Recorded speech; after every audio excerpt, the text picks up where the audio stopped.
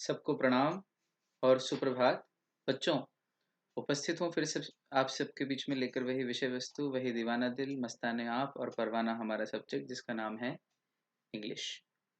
देखो बच्चों, हम लोग डायरेक्ट इनडायरेक्ट स्पीच पढ़ रहे हैं और डायरेक्ट इनडायरेक्ट स्पीच में हम लोग इंटेरोगेटिव सेंटेंसेस कर रहे थे।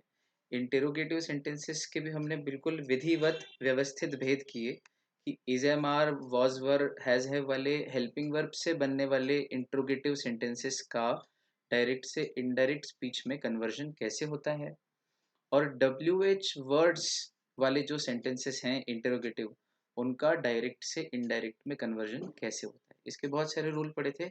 हमारा पिछला लेक्चर जो थोड़ा सा लंबा हो रहा था तो बीच में फिर कुछ एग्जांपल्स मैंने रोक लिए। मैंने कहा कि चलो फिर नए लेक्चर में बचे हुए एग्जांपल्स देके हम कंसेप्ट को पूरा करेंगे। चलो भाई, तो हमारे डब्ल्यू एच वर्ड्स के मैंने कहा था कि जितने मैंने ऊपर वर्ड्स लिखे हैं हर एक का एक एक एग्जाम्पल तो कम से कम बनाऊंगा। तो हमारा विच, वाई, हुज और होम, ये चार तो बच ही गए थे। चलो इनके भी सेंटेंसेस बना लेते हैं आप और हम मिलके। चलें बच्चे, एग्जाम्पल्स में देखो, ब्लू कलर से है डायरेक्ट स्पीच और ब्लैक से हम लिखेंगे इनडायरेक्ट। यहाँ पर थोड़ा डार्क लिखेंगे ताकि आपको अच्छे से दिखेगा। सेंटेंस है, Naina said to Nayan why did Netra cry. है, क्या सेंटेंस है? Naina said to Nayan why did Netra cry. अब देखो कितना मजेदार है ये। और एन पे ही थे अपन लोग, है ना? एम तक हो गया, एल एम एन, एन पे थे। नैना और नयन और नेत्रा सबका मीनिंग तो आपको पता ही है। चलो फिर इसका क्या बनेगा?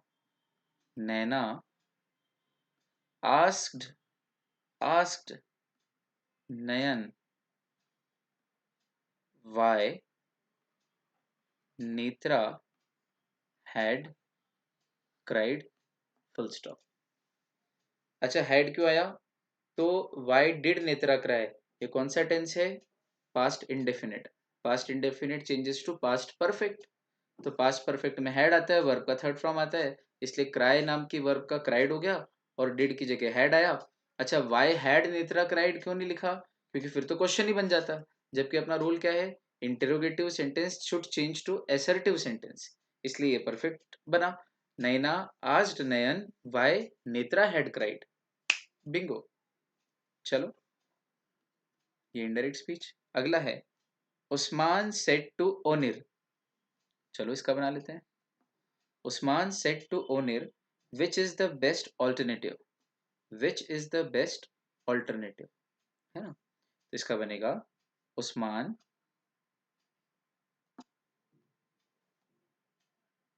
आस्क्ड ओनिर, है ना? अच्छा, डब्ल्यू एच वर्ड अपनी जगह रहता है, ये रूल था।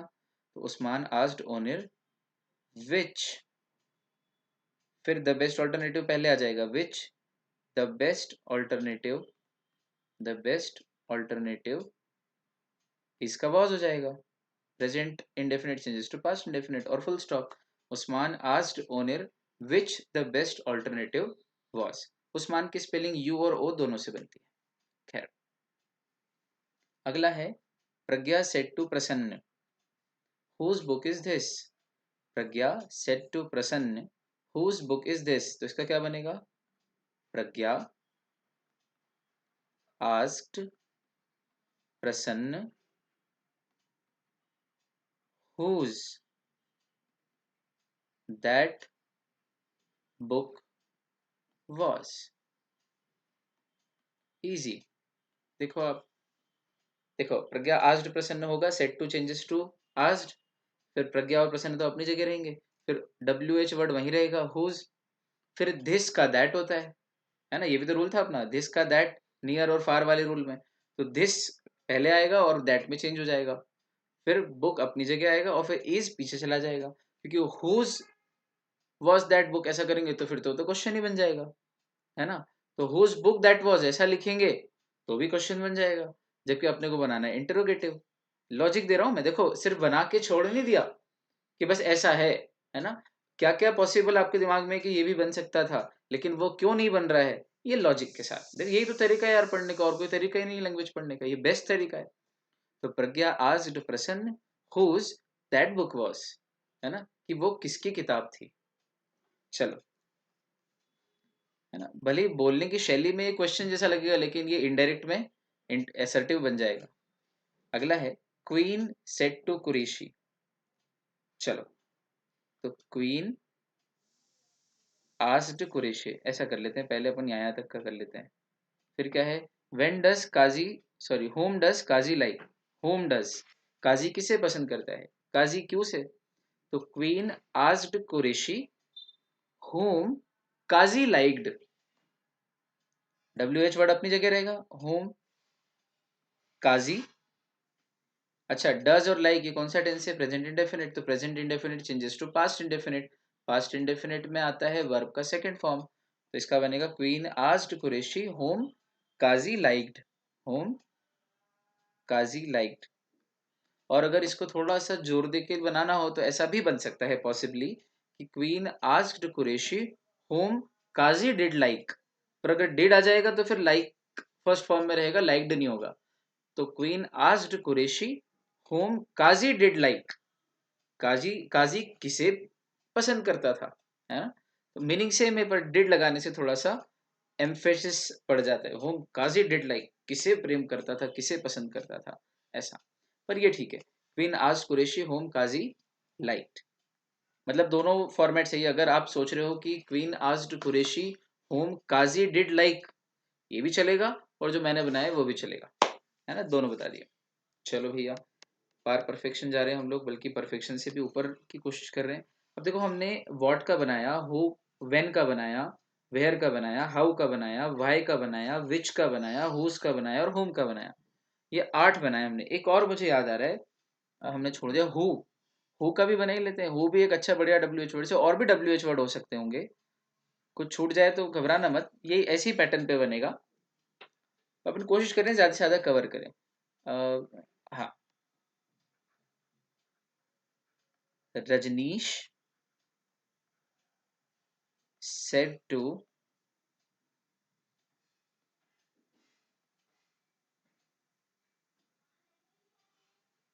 रम्या, Rajneesh said to Ramya, RAMYA, Ramya, who are you।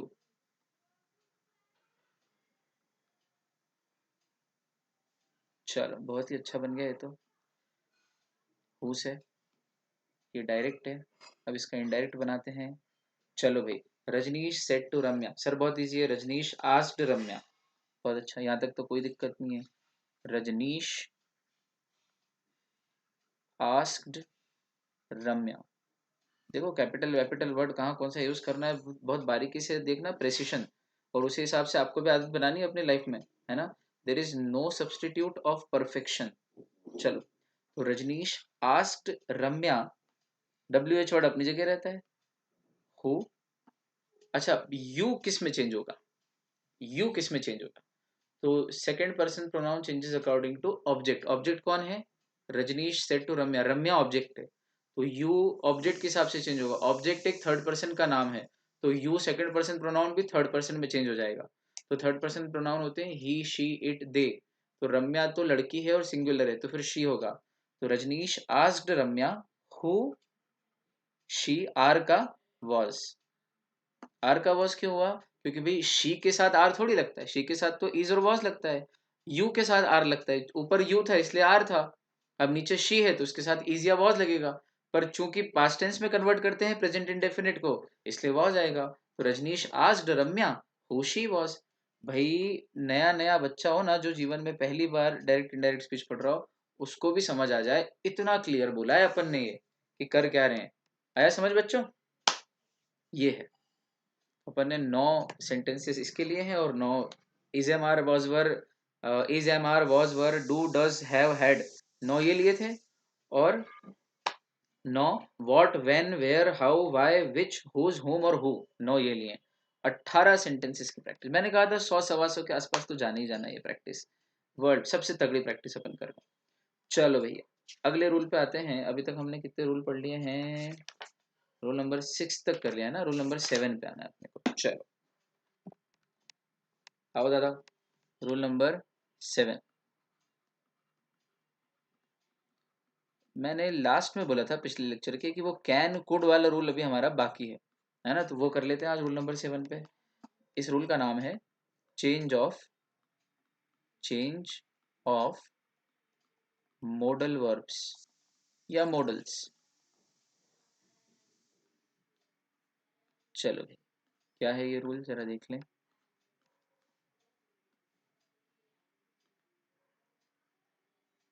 हम्म, ये रूल कहता है कैन में मस्ट वुड शुड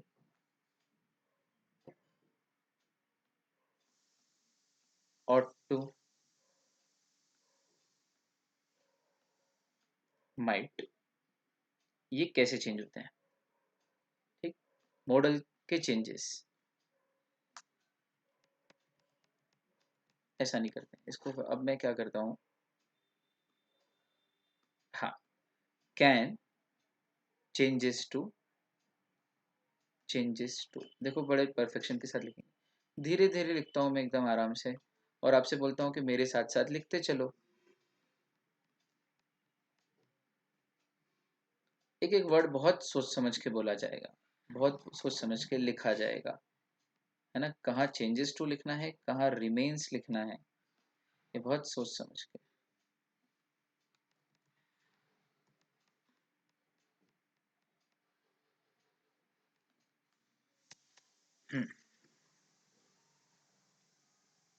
अब देखो, can changes to could, no confusion at all.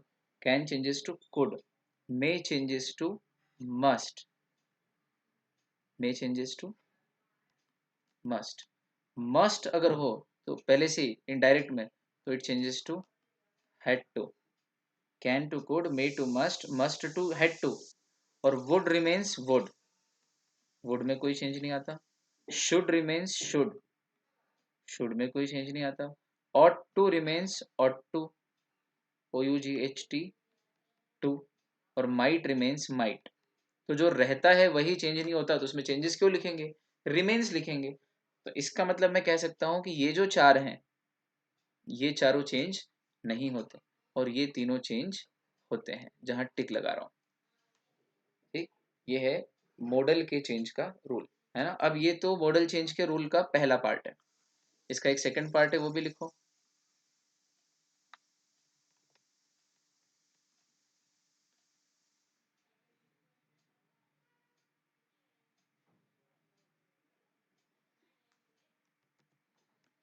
चल,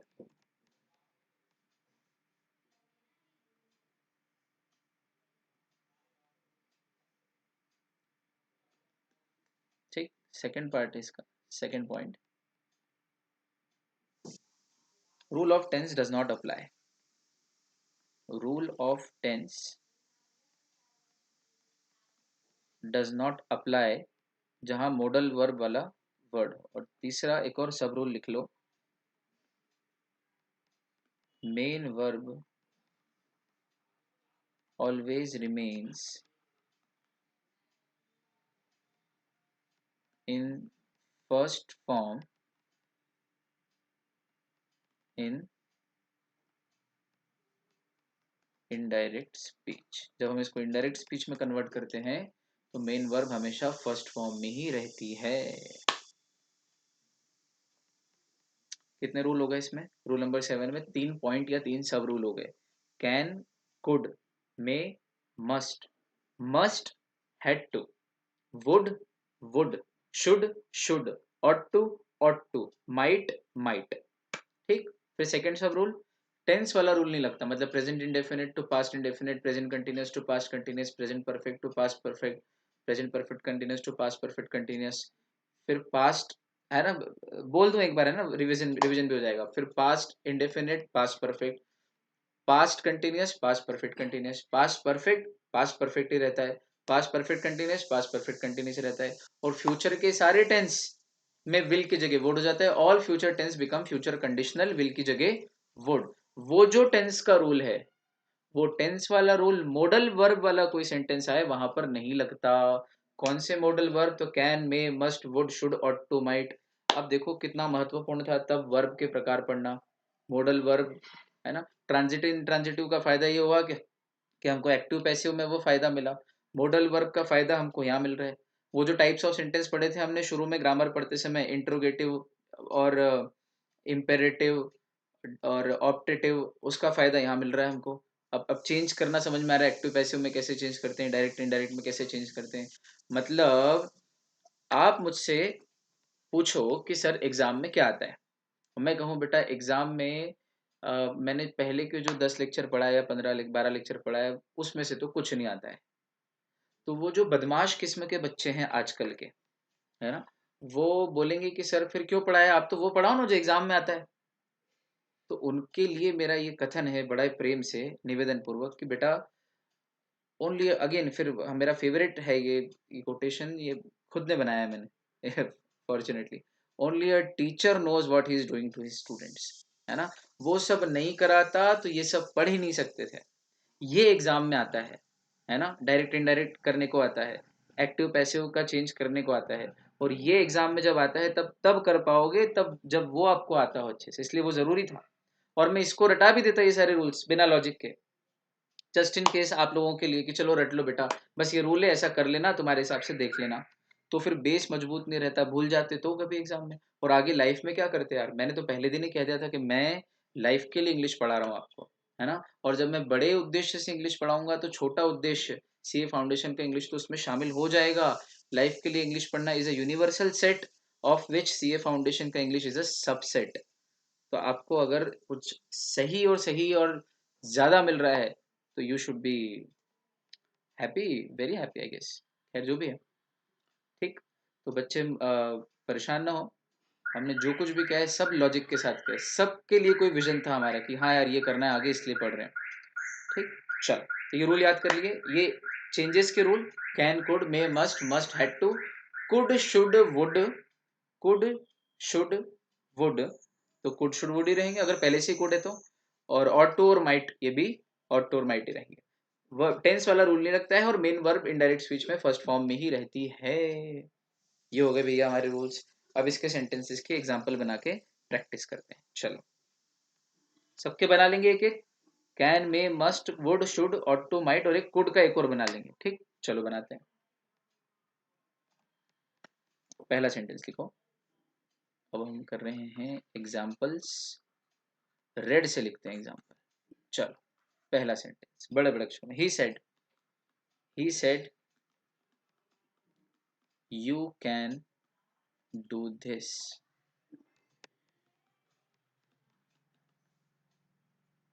दूसरा, you said to me, you said to me, comma inverted comma, I may come today, I may come today.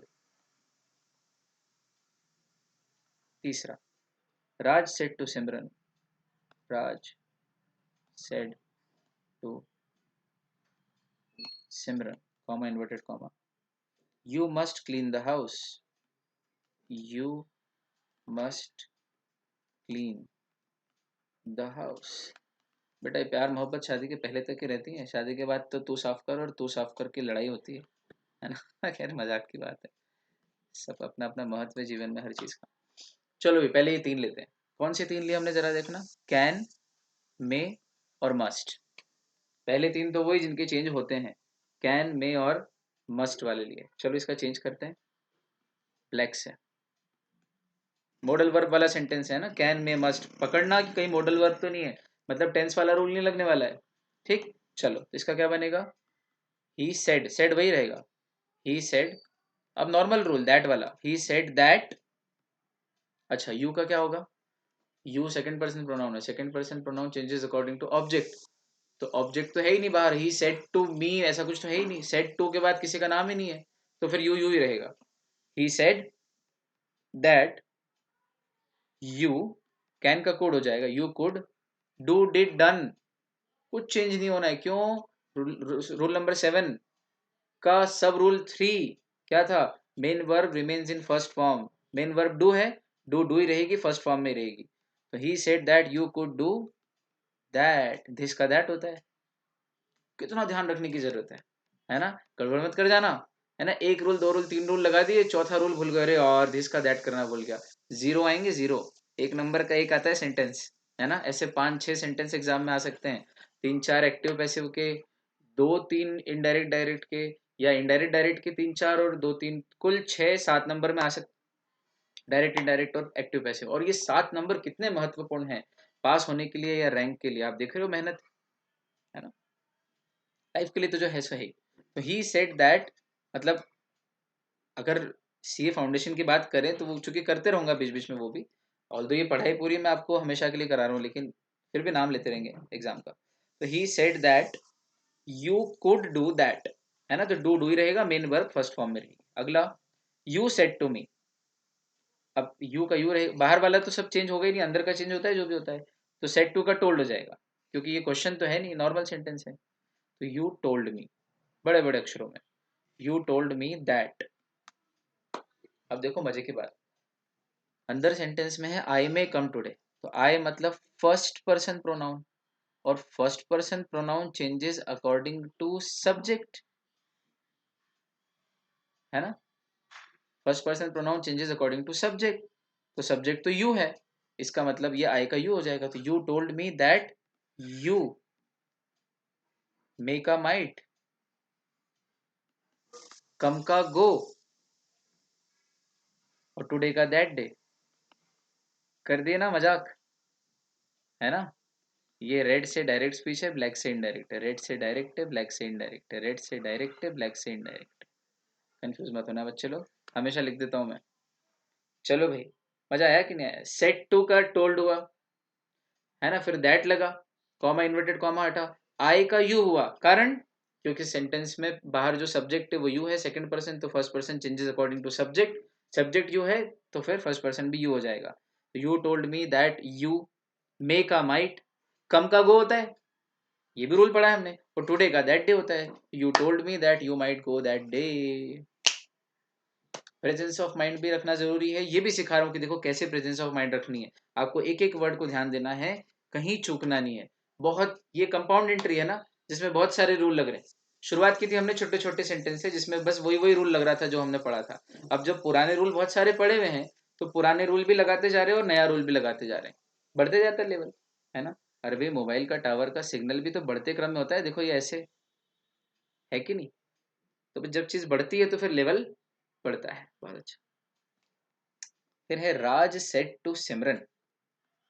तो फिर राज told सिमरन क्या, that. अच्छा, अब you का क्या होगा, तो सेकंड पर्सन प्रोनाउन है यू तो, और second person pronoun changes according to object. Arrow कहाँ जा रहा है देखना, सेकंड पर्सन है ये, इसलिए ये फर्स्ट पर्सन था, second person changes according to object, object Simran है। ठीक बच्चों,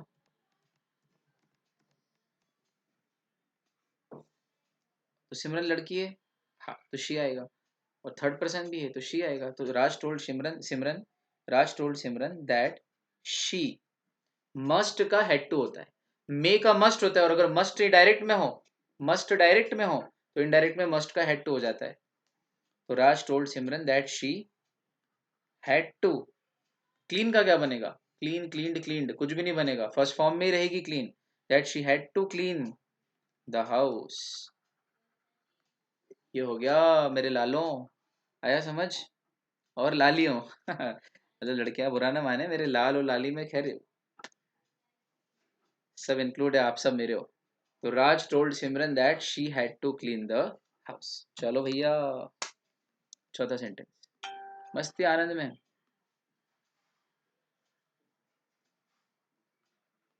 चौथा, Priya said to Manik, Priya said to Manik, comma inverted comma, I would learn French, I would learn French. ठीक है। पांचवा, Ajinkya said Ajinkya said, comma inverted comma, she might come here today. She might come here today. छठा लिखो, अपेक्षा said, अपेक्षा said, comma inverted comma, she they should inspect the school. They should inspect the school. चलो भाई इसके बनाते हैं। पहले देख लें कौन कौन से मॉडल दिए हैं। यहाँ वुड लिया है, यहाँ माइट लिया है, यहाँ शुड लिया है। ब्लैक कलर से हम इसका इनडायरेक्ट स्पीच बनाएंगे। ये तीनों डायरेक्ट हैं और ब्लैक से हम इसका इनडायरेक्ट बनाएंगे। चलो भैया, प्रिया सेड टू मानिक, तो प्रिया टोल्ड मानिक, कोई प्रॉब्लम नहीं है क्योंकि क्वेश्चन नहीं है, रिक्वेस्ट नहीं है, ये तो नॉर्मल सेंटेंस है। प्रिया टोल्ड मानिक, तो said to changes to told.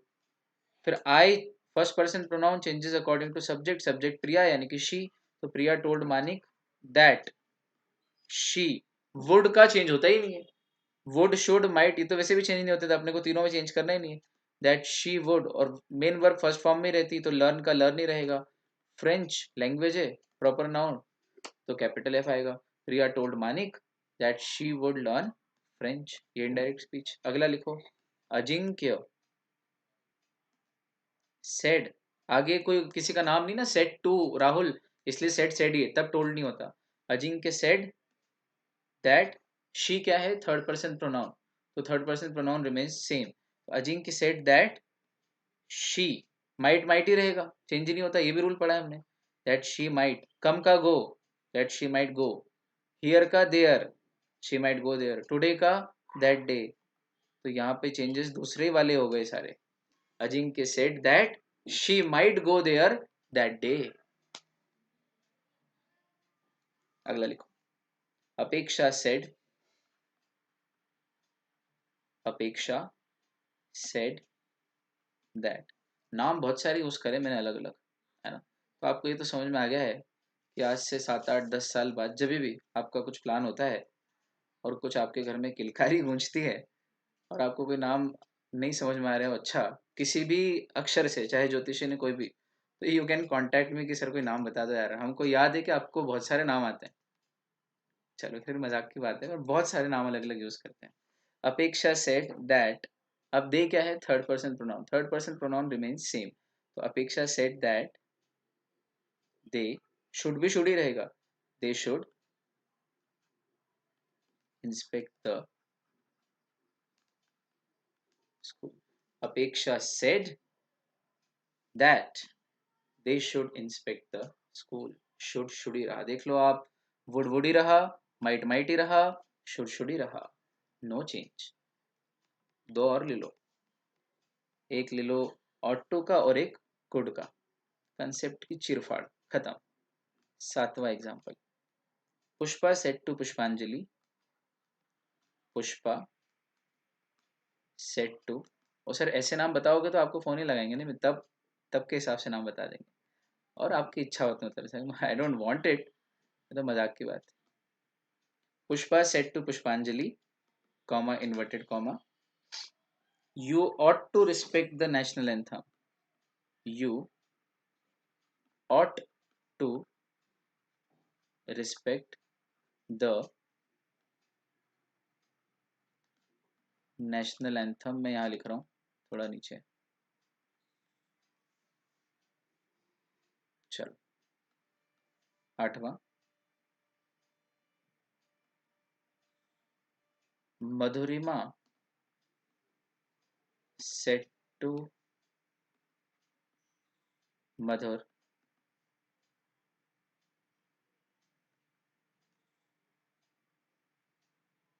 Madhu could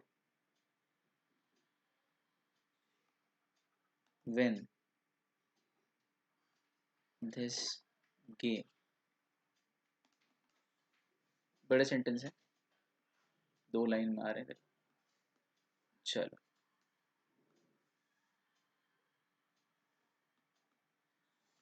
ought to है, यहाँ पर कुड है, देखें इसका चेंज होता है कि नहीं होता है। जवाब है नहीं होता। बताइए आपको सेंटेंस क्या बनेगा। तो पुष्पा टोल्ड पुष्पांजलि दैट, अब यू का क्या होगा, you second person pronoun changes according to object, that she ought to, ought to रहेगा, रिस्पेक्ट भी चेंज नहीं होगा, main verb remains in first form, तो बस बाकी का same, that she ought to respect the national anthem. ठीक, इधर क्या बनेगा, नीचे वाला आठवां सेंटेंस, मधुरिमा, तीन लोग इसमें ना, मधुरिमा, मधुर और Madhu, Madhurima told Madhur that Madhu could का कुड ही रहेगा, विन फर्स्ट फॉर्म ही रहेगा, द गेम। ये हो गया भैया,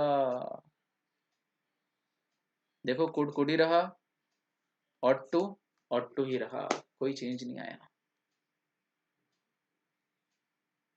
तो ये हमारे 8 sentences, can, could, may, might, may changes to, एक सेकंड रुकना है बच्चों, हमने क्या कर दिया है गड़बड़, मैं एक मिनट रुकना, कहीं कुछ गड़बड़ किया है।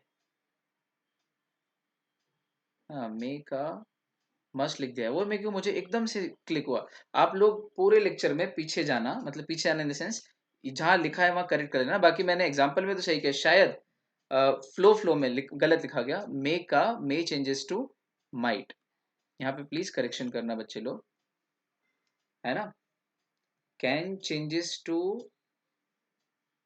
कुड, मे टू माइट, है ना, must to had to, okay, so there is a correction, flow में गलत हो गया एकदम से। हाँ, लेकिन जब हमने इसके सेंटेंस बनाए थे तो सही किया था, देखो आप, इसका जब सेंटेंस बनाया था तो हमने किया था, you said to me I may come today, you told me that you might go that day, है ना, तो यहाँ सही था, थोड़ी सी कुछ एरर ऑफ कमीशन हो गई, but then the things are very clear, flow में हो जाता है, देखो बहुत सारी चीज़ें दिमाग में चलती है कभी कभी, कंसेप्ट में कोई गड़बड़ नहीं है, कंसेप्ट में कोई गड़बड़ नहीं है, फ्लो में लिखने में गलत लिखा गया, और उस चक्कर में अगर आपने कुछ गलत सोचा हो तो उसके लिए सॉरी, और आपने जो गलत सोचा उसके लिए आप भी सॉरी फील कर सकते हो कि हमने गलत क्यों सोचा, कोई बात नहीं, देखो ह्यूमन एरर है, एकदम से हो गई थी, ये करेक्शन हो गया।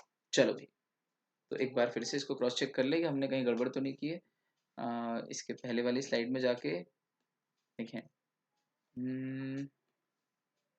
कैन चेंजेस टू कोड, देखना बच्चों, ठीक है, मे चेंजेस टू माइट, ठीक है, must changes to had to, ठीक है, would should ought to might remains, यही, और नीचे एक और लिख लो, ये अपन ने लिखा नहीं था, कुड भी, जो कुड है वो भी कुड ही रहता है, could remains could.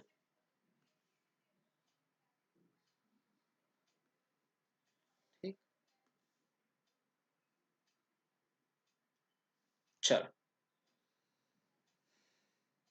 Make a might, thanks, देखो समय रहते याद आ गई तो हम बड़ी गलती करने से बच गए, आप लोगों ने मेरे हिसाब से करेक्ट कर लिया होगा और ह्यूमन एरर को कंसीडर कर लिया होगा, है ना, it does happen at times. चलो भाई, अब हो गया पार परफेक्शन, ये पार परफेक्शन है ना, परफेक्शन में गड़बड़ हो जाए तो भी कोई बात नहीं, पर गड़बड़ सुधार ली जाए ये भी परफेक्शन है ना, और फिर भी, और आप लोगों को मैंने कह रखा है अगर फ्लो में कुछ गलत, क्योंकि बहुत ज़्यादा लिखना पड़ता है ना इंग्लिश में, पूरा बोर्ड भरते रहना पड़ता है, बार बार बहुत सारी स्लाइड्स, इतने सारे एग्जाम्पल, इतना सारा कुछ, तो लिखते लिखते if it happens please let me know, है ना, वैसे तो सब फ्लॉलेस चलाने की कोशिश करते हैं, पर कभी हो जाए तो बता दिया बड़े प्रेम से कि सर आपने ये टाइप कर दिया था आज, या ये लिख दिया था आज, तो देखो भाई, गलती मानने से कोई छोटा तो हो नहीं जाता है ना, गलती किसी से भी हो सकती है, कोशिश सही होना चाहिए, उद्देश्य ठीक होना चाहिए व्यक्ति का, कंटेंट कम नहीं होना चाहिए। चलो भाई, बहुत अच्छा, अब एक काम करते हैं, बहुत दिन हो गए, मेरी इच्छा थी कि एक दिन आपको कुछ ज़्यादा देर तक कुछ रूट वर्ड्स या इडियम्स इस तरह से पढ़ाऊँ, तो आज अपन यहीं तक ग्रामर के रूल पढ़ते हैं, अब हमारे कुछ रूल बचे हैं एक्सक्लेमेटरी सेंटेंस वाले, और उसके बाद एक्सक्लेमेटरी का ही पार्ट है ऑप्टेटिव भी, जैसा कि अपन ने पहले भी पढ़ा है, तो अलग, लेकिन उसी में अपन एक साथ कर लेंगे। ऑप्टेटिव मतलब वो जिसमें विशेस करते हैं, may you grow wiser, may you live long, वो ऑप्टेटिव है, और एक्सक्लेमेटरी में wow, yippee, what a beautiful poem, इस तरह के जो सेंटेंसेस है उनका हम डायरेक्ट से इनडायरेक्ट में चेंज कैसे करते हैं, ये भी हम लोगों को अगले लेक्चर में जानना है। ठीक, तो ये लास्ट तकरीबन लास्ट रूल होगा। उसके बाद फिर इनडायरेक्ट अगर दे रखा हो तो उसको डायरेक्ट में कैसे कन्वर्ट करते हैं। जैसे अपन एक्टिव पैसिव पढ़ने के बाद फिर लास्ट में पढ़ा था कि अगर पैसिव दे रखा हो तो उसका एक्टिव कैसे बनाते हैं, एग्जैक्टली उल्टा। तो पूरा डायरेक्ट इनडायरेक्ट पढ़ने के बाद आखिर में ये इनडायरेक्ट अगर दे रखा हो तो उसको डायरेक्ट में कैसे कन्वर्ट करते हैं वो चीज़ भी पढ़ लेंगे। तो साला कोई हमारा हाथ ही नहीं रोक पाएगा, है ना। तो ये चीज़ मुझे एकदम से खल गई थी खुद से ही। I was feeling very bad. एक बार फिर से याद कर लो बच्चों। कैन का कुड, मे का माइट, मे का might, I am so sorry, हम वेरी सॉरी।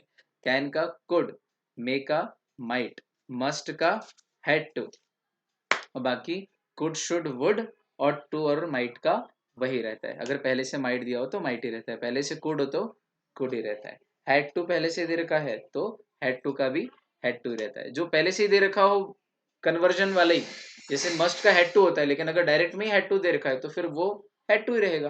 कुड दे रखा है तो कुड ही रहेगा, ऑट टू ही रहेगा, माइट माइट ही रहेगा। चलो भाई ये हो गया फाइनली। चलो तो मेरी इच्छा थी आज आपको क्या दूं, सबसे पहले कुछ ईडियम्स। चलो लेते हैं ईडियम मेरे खजाने में से। ये रे, special things for you people.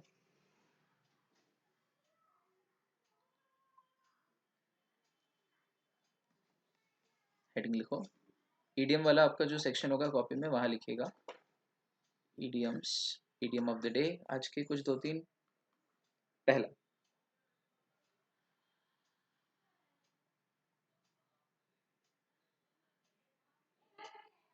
Drop a bombshell, drop a bombshell, ये ईडियम है। इसका मीनिंग क्या है, drop a bombshell, to announce some shocking news, to announce some shocking news, कोई शॉकिंग न्यूज अनाउंस करना, है ना। जैसे कि अगर कोई कह दे कि भाई इस साल आईपीएल नहीं हो रहा है, तो यार you have dropped a bombshell by saying that IPL has been cancelled for this year. God, जो क्रिकेट के फैंस है, आईपीएल के फैंस है भाई, वो तो मतलब पागल ही हो जाएंगे। It's a kind of a shocking news for them, है ना। तो ऐसे कि एज इफ उनके ऊपर बम गिरा दिया, टू ड्रॉप अ बॉम्बशेल। देखो बॉम्ब का प्रोनाउंसिएशन याद रखना, BOMB, बॉम्ब का प्रोनाउंसिएशन बॉम्ब नहीं होता, इट्स बॉम्ब। ये सही प्रोनाउंसिएशन है, ये गलत है। क्लियर लिखा है, बॉम्ब के नीचे क्रॉस बनाया है और बॉम्ब के नीचे की साइड में राइट लगाया है। Bomb is the pronunciation. ये जो बी है, लास्ट वाला बी, देखना स्क्रीन पे, वो साइलेंट है। ठीक, तो वो गाना गाते हो आप लोग, ब्लू आईज हिप्नोटाइज तेरी कर दिया मैनू, आई स्वेर छोटी ड्रेस में बॉम्ब लग दी मैनू, बॉम्ब लग दी मैनू, बॉम्ब लग दी मैनू। देखो बड़ी मजेदार गाने। तो ब्लू आईज उसकी अजीब सी, फिर उसके बाद छोटी ड्रेस, कितनी वल्गर है ना। पर फेमस हो जाते हैं भाई आजकल तो कुछ भी। ठीक है, गाना तो अपनी जगह है ही। अब इस गाने में जो बॉम्ब लग दी मैंने, अगर वो बॉम्ब बोलता है तो गलत बोलता है, पर ठीक है पंजाबी में तो वो कुछ भी एक्सेंट बना ले, but the correct pronunciation is bomb. So India has a lot of artilleries and lots of bombs. For any war, India is a prepared country, be it against China, be it against Pakistan. तो bomb याद रखना बच्चा, है ना। चलो ऐसे बहुत सारे प्रोनाउंसिएशन किसी दिन। अब देखो यार, समय उतना ही है, ग्रामर भी बड़ी चीज़ है, पढ़ाना इतना है।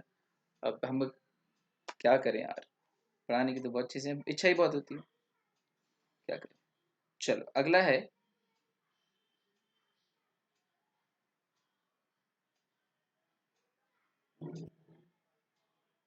Dutch uncle, Dutch uncle, DUTCH, Dutch, UNCLE, uncle, Dutch uncle. Dutch uncle का मीनिंग है someone who gives you advice like a parent or relative, someone who gives you advice, who gives you advice like a parent or relative।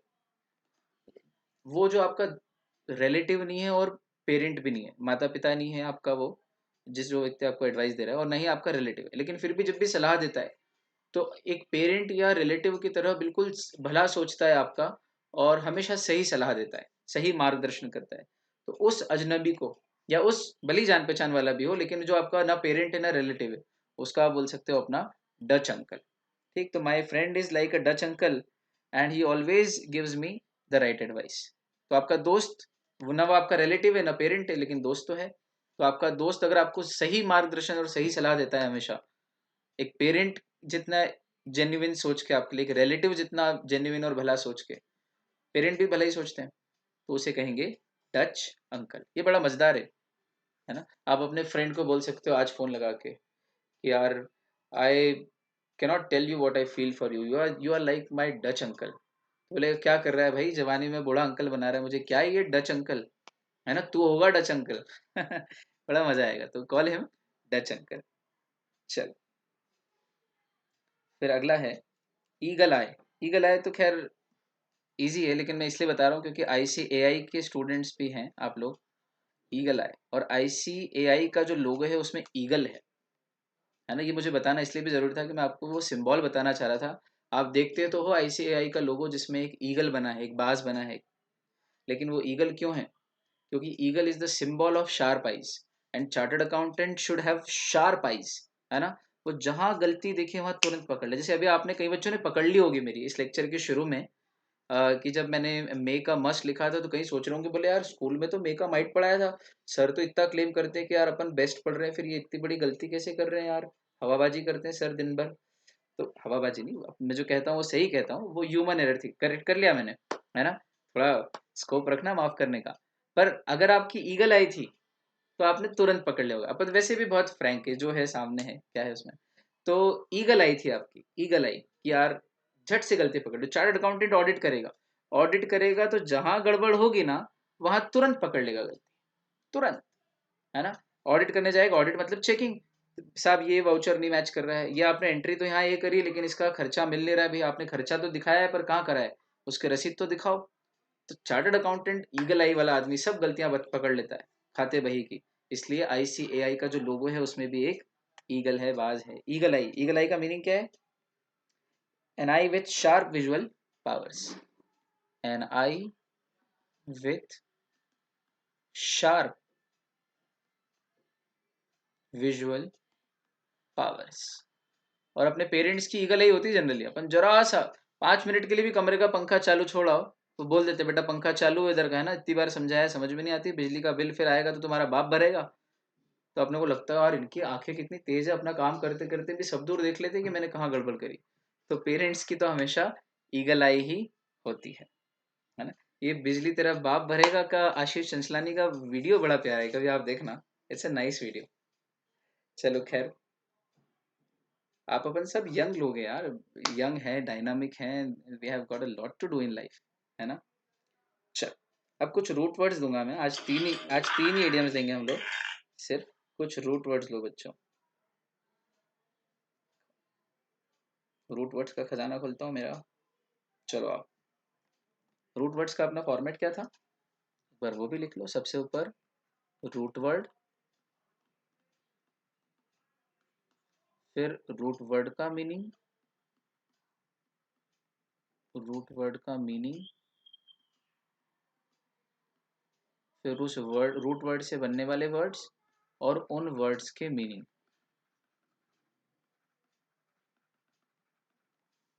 चल,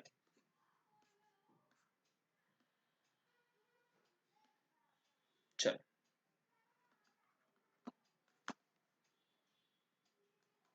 पहला, पहला root word लो आज का,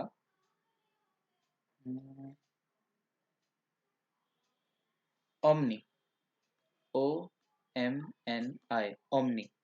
omni का अर्थ होता है ऑल या एवरी, ऑल, ऑल ही लिखो बस, है ना। इस रूट का वर्ड का मीनिंग है ऑल। इससे बनने वाले words, omnipresent, omnipotent, omniscient, omnivorous, अच्छा, इन वर्ड्स की क्या मीनिंग है? ओमनी प्रेजेंट यानी कि which is present everywhere, present everywhere. Omnipotent with all the power, ओमनीसाइंट knowing all the things. मैं द काट रहा हूँ, नहीं लिख रहा हूँ, जगह कम है, आप द लिखना। Know with all the power, knowing all the things, present everywhere वैसे ही रहेगा। ओमनीवोरस है ना, eating all foods, eating all the food या ऑल फूड्स, फूड्स। अब देखो, एक गाड़ी आई थी मारुति की, आपको याद हो तो, ओमनी, है ना। अब अगर आपको रूट वर्ड आते हैं तो अपने प्रोडक्ट का नाम रखना कितना आसान हो जाता है आपके लिए। आपने गाड़ी बनाई, मारुति कंपनी, उसका प्रोडक्ट है एक प्रोडक्ट है, स्विफ्ट डिजायर है, मारुति 800 है। एक प्रोडक्ट है वैन जैसी गाड़ी, तो उन्होंने मारुति वैन, तो अपन बोलते हैं मारुति वैन, उस गाड़ी का नाम रखा मारुति ने ओमनी, है ना। रूट वर्ड क्या उनको पता था नाम रखने के पहले? ओमनी का अर्थ होता है ऑल। तो बोले इतनी बड़ी गाड़ी जिसमें घर के ऑल लोग आ जाएं, ओमनी नाम के रूट वर्ड का ये अर्थ ऑल है, तो उन्होंने अपनी गाड़ी का नाम रखा मारुति सुजुकी ओमनी या मारुति ओमनी, है ना। ओमनी का अर्थ ही घर के सब लोग। पीछे की सीट आगे पीछे आमने सामने थी, देखो तो 3 4 सामने बैठ गए, 3 4 इधर सामने बैठ गए, 8।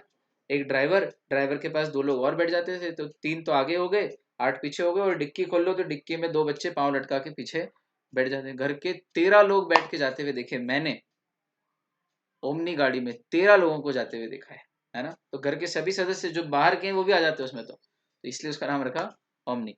प्रेजेंट यानी कि होना, तो जो शब्द, अब देखो इसमें जो 3 वर्ड है ना, ये ईश्वर के लिए यूज होते हैं जनरली। ओमनी प्रेजेंट यानी कि जो सब जगह मौजूद है। ओमनी पोटेंट, पोटेंट यानी पोटेंशियल, शक्ति, तो जिसमें सर्वशक्तिमान, सारी शक्तियां हैं। और ओमनी साइंट, साइंस यानी ज्ञान, साइंट यानी ज्ञान, ओमनी यानी सारा, जो सर्वज्ञ, सब कुछ जानता है। तो जो हर जगह है, सब कुछ जानता है और सर्वशक्तिमान है, उसे कहते हैं omnipresent, omnipotent, omniscient. Generally ईश्वर के लिए कहा जाता है, जो लोग ईश्वर को मानते हैं। नास्तिकों के लिए नहीं है ये, थीस्ट लोगों के लिए। थीस्ट, थीस्ट यानी आस्तिक, और एथीस्ट यानी नास्तिक, पढ़ाऊंगा ये भी। और ओमनीवोरस यानी जो चाहे खा जाए, हर्बीवोरस भी है वो, कार्निवोरस भी है, और जब दोनों ही खा लेता है तो फिर तो वो ओमनीवोरस है, जैसे भालू। और आजकल का इंसान जो मीट वगैरह भी खाने लगा है, ठीक है, गलत है पर कोई बात नहीं, सबका अपना अपना सोच है, उसमें कुछ नहीं कर सकते। Eating all the foods. चलो, अगला है मेनू या मेन्यू, MANU, मेन्यू। मेन्यू का अर्थ होता है हैंड। सर वो हमारा दोस्त है, उसका नाम है मनु, या वो पिक्चर आई थी तनु वेड्स मनु, ये वो वाला मनु है क्या? नहीं बेटा, ये मनु नहीं है, मेन्यू है, इंग्लिश का, हिंदी का मनु नहीं है, मेन्यू। मेन्यू का अर्थ होता है हैंड। इससे बनने वाले वर्ड देखो आप, MANU, menu, sorry, MANE, spelling में ई है, MANE UVER, थोड़ा सा चेंज होता है ना, एग्जैक्टली वर्ड वैसे का वैसे नहीं बनता। फिर अगला है MANUAL, मैनुअल। अगला है MANUSCRIPT, मैन्यूस्क्रिप्ट। ठीक। अब मैन्यूअर का अर्थ होता है to move by hand, to move by hand. Manual का अर्थ होता है done with hands, done with hands. और manuscript means written by hand, a book written by hand, या anything written by hand is manuscript. अब देखो, चेतन भगत ने किताब लिखी 5 पॉइंट समवन, तो ये किताब उसने डायरेक्ट कंप्यूटर पे लिखी या कॉपी पेन पे लिखी? डायरी में लिखी, तो डायरी ली, पेन से लिखना शुरू की, बाद में टाइपिस्ट को दे दी टाइप करने के लिए। तो टाइपिस्ट ने जो टाइप की वो तो बुक टाइप की हुई है, लेकिन चेतन भगत ने जो हाथ से लिखी थी, मेन्यू यानी हाथ से, स्क्रिप्ट यानी लिखा, जो हाथ से लिखी, वो उस किताब की मैन्यूस्क्रिप्ट है। और ये मैन्यूस्क्रिप्ट बहुत महंगी बिकती है पुराने ऑथर्स की, है ना। गांधी जी की ऑटोबायोग्राफी की मैन्यूस्क्रिप्ट क्या कीमत होगी यार, हाथ से लिखी है ना। हिंदी में मैन्यूस्क्रिप्ट को बोलते हैं पांडुलिपि। पांडुलिपि का अर्थ ही होता है हैंड रिटन डॉक्यूमेंट, है ना।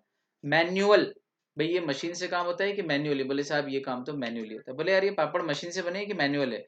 बोले नहीं नहीं, बिल्कुल पापड़ का लोया बना के, लोई बना के फिर उसको बेला है और उसके बाद साड़ी पे ऊपर छत पे धूप में सुखाया है। ये बहुत हैंडमेड पापड़ है, ये मैन्युअली बनाए गए हैं। मैन्युअल यानी डन विथ हैंड्स, है ना। और मेन्यूवर, जब कोई व्यक्ति किसी चीज को मूव करता है हाथों से तो उसे कहते हैं मेन्यूवर, है ना। तो गेम्स में सब, क्रिकेट में जब आप अपने हाथों का इस्तेमाल करके बॉल को बिल्कुल नज कर देते हो लेग साइड में, है ना, या लेग साइड में जरा सा फ्लिक किया आपने, तो कई बार कमेंटेटर बोलता है he has manoeuvred the ball, है ना, he is an expert, he uses his wrist very well. VVS Laxman, Mohammad Azharuddin were the best wrist players, है ना। Even Virat Kohli and Rahul Dravid are also good, लेकिन वीवीएस लक्ष्मण और Mohammad Azharuddin were the best wrist players. और leg side में आपने pad पे बॉल दे दी अगर, ऑन साइड पे लेग साइड में बॉल दे दी अगर, तो फिर तो बचना ही नहीं साहब, परफेक्शन है। तो हाथ से जब कुछ मूव करते हैं तो उसको मेनूवर बोलते हैं। तो तलवार चला रहे हैं तो ही इज मेनूवरिंग, ऐसे ऐसे ऐसे करते करते धीरे से नीचे से पेट में घुसा दी, मेनूवर, टू मूव बाय हैंड। युद्ध में, खेल में, कहीं भी यूज कर सकते हो मेनूवर वर्ड, है ना। चल, दो हुए, और ले लो।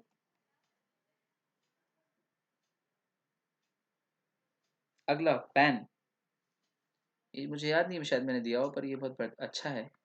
पैन, पैन का अर्थ होता है ऑल या एवरीवेयर। जैसे कि ओमनी का अर्थ है ना, उसी टाइप से इसका भी अर्थ है, थोड़ा दूसरे सेंस में यूज होता है। इससे बनने वाले वर्ड्स लिखो, पेनिशिया, PANACEA, पेनिशिया।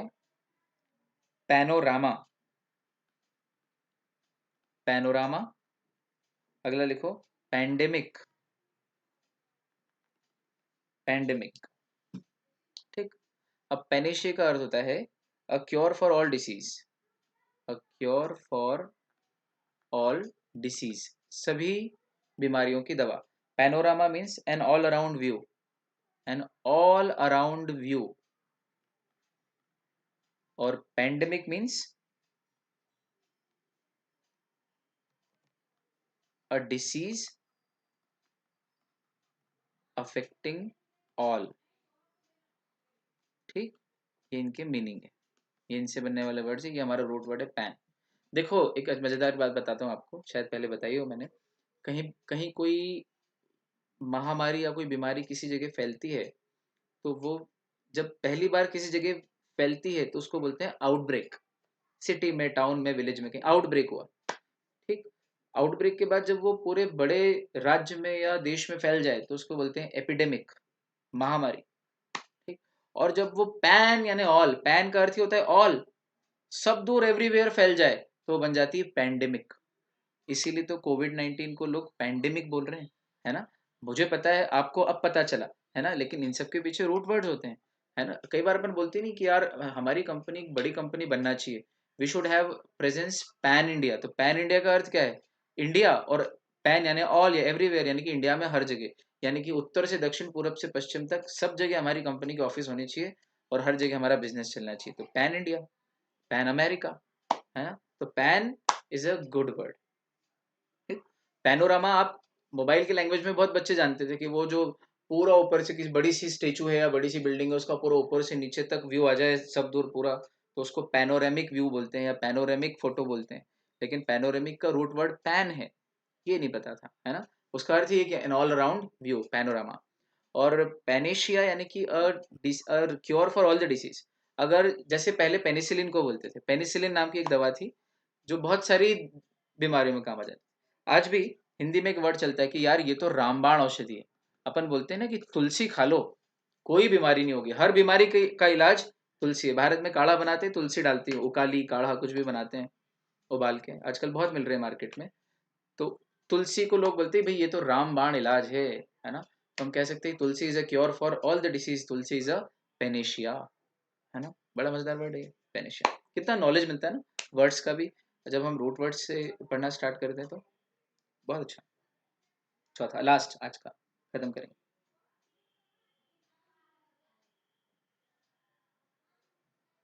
हम्म, एक बहुत बढ़िया सा देता हूँ, देखो ढूंढ के आपके लिए, प्यारा सा। 2 मिनट रुकना,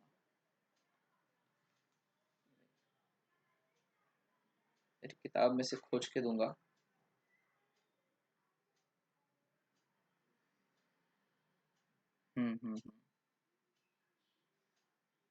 ये लिखो आप, जर, GER, जर। और जर का अर्थ होता है ओल्ड एज। जर मीन्स, वैसे इसको गैर बोलते हैं, गैर यानी ओल्ड एज। अब इसका बनता कैसे है? गेरियाट्रिक्स, गेरियाट्रिक्स या जेरियाट्रिक्स, गेरियाट्रिक्स, गेरियाट्रिक्स। फिर है गेरोंटोक्रेसी, गेरोंटोक्रेसी। और तीसरा है गेरोंटोलॉजी, गेरोंटोलॉजी। लॉजी अभी पढ़ा देते हैं जी, गेरोंटोलॉजी। हाँ भाई, इनका मीन गेरियाट्रिक्स का medicine pertaining to elderly. Geriatrics का अर्थ होता है medicine relating to old people, ठीक। Gerontocracy means the rule of old people, the rule of old या एल्डरली पीपल, है ना, ओल्ड एज या एल्डरली एज वाले जो होते हैं, बड़ी एज वाले, रूल ऑफ ओल्ड पीपल। और gerontology means the science of aging, the science of aging. बड़ा मजेदार है। देखो देखो, कैरियाट्रिक्स, जहां भी एट्रिक्स कुछ आ जाए मतलब वो दवाई से रिलेटेड है ना, पीडियाट्रिक्स, पीडियाट्रिशियन। तो एट्रिक्स का जो मतलब है वो है दवाई से रिलेटेड। और गेरो, गेरो या गेर का अर्थ या जेर का अर्थ क्या है? Old people. तो वो दवाइयाँ जो ओल्ड पीपल से रिलेटेड है, वो दवाइयाँ जो बुजुर्गों को दी जाती है जनरली, जैसे कि एमनेशिया वगैरह होता है, पार्शियल लॉस ऑफ मेमोरी वगैरह, तो उसकी जो दवाइयाँ जनरली गेरियाट्रिक्स में आती है, जनरली, नॉट ऑलवेज। अब एक उम्र के बाद हड्डियाँ कमजोर होने लगती है, तो उसकी जो दवाइयाँ हैं वो सब गेरियाट्रिक्स में जाएंगी, है ना। उसी तरह एक सिस्टम था ग्रीस में,